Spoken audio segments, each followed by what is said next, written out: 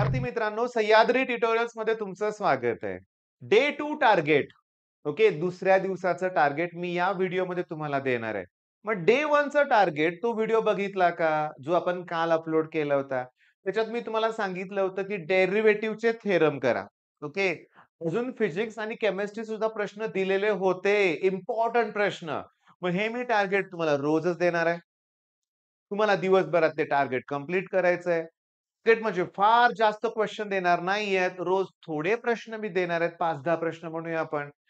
ते प्रश्न असे असणार आहेत, की जे मोस्ट इम्पोर्टंट क्वेश्चन असणार आहेत. गॅरंटेड प्रश्न म्हणूया आपण. मग आज काय करायचंय सांगतो. इलेक्ट्रोकेमिस्ट्री सगळे डायग्राम त्यातल्या ड्रॉ करा. H2O2 फ्युअल सेल आहे, ड्राय सेल आहे, लीड स्टोरेज सेल आहे आणि अजून शोधा त्याच्या डायग्राम कुठले आहेत. मी तुम्हाला सांगतो काय माहितीये का, की या धड्यातल्या डायग्राम परीक्षेत जास्तीत जास्त वेळा विचारल्या गेलेल्या आहेत. म्हणजे मी तुम्हाला आय-एम-पी क्वेश्चन सांगायला लागलोय. आता तुम्ही म्हणाल, "सर मग त्या टॉपिकमध्ये बाकीच्या प्रश्नांचं काय?" तर माझं काय म्हणणं आहे, की या महिन्यात रोज तुम्हाला जे मी क्वेश्चन देणार आहे, ऑक्टोबर महिन्यात म्हणूया आपण. तर या येणाऱ्या ऑक्टोबर महिन्यात तुमचं ना बोर्डची भीती दूर होईल रे बाळांनो. आलं का लक्षात मी काय सांगतोय ते? तर सगळ्यात महत्त्वाचं मी तुम्हाला सांगतो डायग्राम करत असताना. तर जो लीड स्टोरेज सेल आहे, ओके, लीड अक्युम्युलेटर सुद्धा त्याला म्हणतात. ते H2SO4 असतं. मी तुम्हाला सांगू का डायग्रामची तुम्ही प्रॅक्टिस करताय ना, चला मी जेईई लेव्हलचे क्वेश्चन्स घेतो. ड्राय सेलची डायग्राम मी केली, त्याचं लेबलिंग केलं. ओके. जे-ई-ई मध्ये प्रश्न विचारलेला आहे, की ड्राय सेलचा जो कंटेनर आहे, कोणत्या मेटल पासून बनतात? डायग्रामची प्रॅक्टिस केल्यावर उत्तर मिळेल ना त्याचं. म्हणजे जेव्हा आपण डायग्राम्स करणार आहे, तेव्हा एम-सी-क्यूची सुद्धा प्रॅक्टिस होते. लीड अक्युम्युलेटर मगाशी मी तुम्हाला बोललो, त्यात जे H2SO4 आहे, त्याची डेन्सिटी विचारतात. डायग्राममध्ये डेन्सिटी दिलेली आहे. पुन्हा एनोड, कॅथोड कोण कशापासून बनलेलं आहे, हे पण विचारतात. कुठं कुठला गॅस इव्हॉल्व होईल, असंही प्रश्न विचारले जातात. म्हणजे डायग्राम परफेक्ट करायचे आहेत. तास 2 तास लागतील तुम्हाला. करा ना. नेक्स्ट काय करायचे आहेत, मला आज 5 लॉज तुमच्याकडून हवे आहेत. Kirchhoff's current law, voltage law, Stokes law हा कोणता लॉ आहे? मी जाणून-बुजून ना खालचे 2 लॉ ना नावं नाहीत लिहिली. म्हणजे स्टेटमेंट लिहिलेत. मला या 3 लॉचा अभ्यास करताना पण असंच करायचं. स्टेटमेंट म्हणजे फॉर्म्युल्यावरून स्टेटमेंट तयार करायचं आहे. ए म्हणजे कोएफिशियंट ऑफ ॲब्सॉर्प्शन. ई म्हणजे coefficient of emission. At any given temperature coefficient of absorption equals to coefficient of emission. हा पण किर्चॉफचाच लॉ आहे, पण रेडिएशनचा आहे.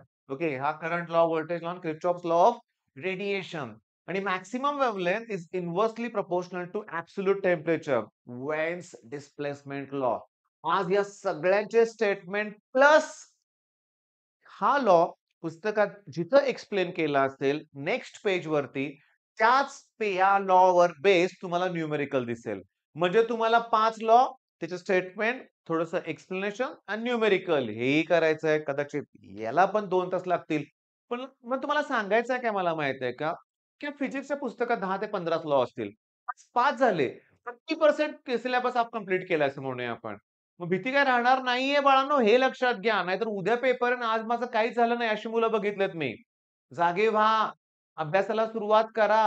आता तिसरं 2 थेरम तुम्हाला करायचे आहेत. टॅन थिटा आणि यू-व्ही-डी-एक्स. तुम्ही कुठलाही पेपर काढून बघा, या दोघांपैकी एक थेरम तुम्हाला दिसणारच आहे. 4 मार्काला. चला हे 4 मार्क फिक्स. 1 मार्क तरी फिक्स. 5 झाले. ह्याच्यातला एखादा दुसरा प्रश्न येऊ शकतो किंवा येऊ शकत नाहीये. पण जेव्हा आपण रोज असे प्रश्न करू, आपले जवळ-जवळ 150-200 प्रश्न क्लिअर होतील म्हणूया आपण. मग त्याच्या बाहेरचं काय येणार आहे? हा एखादा दुसरा प्रश्न येईल जे आपण केलं नाही ते. पण मॅक्सिमम प्रश्न तर आपण केलेले येतील ना. मग कॉन्फिडन्स लेव्हल एकदम हाय राहणार आहे. मी तुम्हाला सांगू का? मी महाराष्ट्राच्या ग्रामीण भागात, ते पण सांगली, सातारा, कोल्हापूर हे 3 डिस्ट्रिक्ट म्हणूया आपण. पुणे पण चालेल मला. मी तुम्हाला सांगतो, मी ग्रामीण भागात कॉलेजना व्हिजिट करतो. तिथं गाईडन्स लेक्चर्स देतो. मला फार आनंद होतो ग्रामीण भागातील मुलं बघून. खूप धडपड असते त्याची. खूप अभ्यास करतात. दिशा मिळत नाहीये.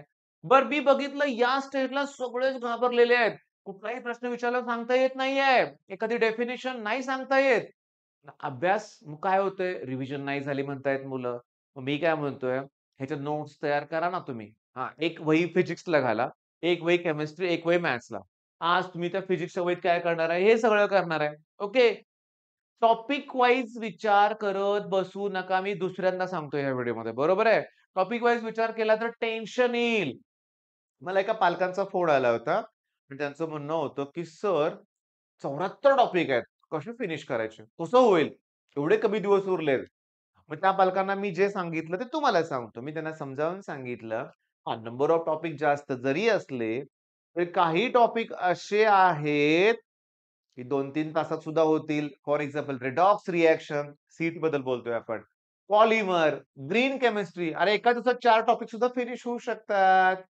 काही ध्यानात आलं तुमच्या म्हणूया आपण? म्हणजे मुद्दा असा आहे, की ती धड्यांची संख्या याचं टेन्शन घेऊ नका. परीक्षेत काय येतं त्या कन्सेप्ट आपण क्लिअर करूया. पण कशा मी तुम्हाला सांगितलंय नुसतं स्टेटमेंट पाठ करून नाही चालणार. With numerical. ठीक आहे. मग हा व्हिडिओ मी थांबवतो इथं. All the best. फिनिश करा सगळं.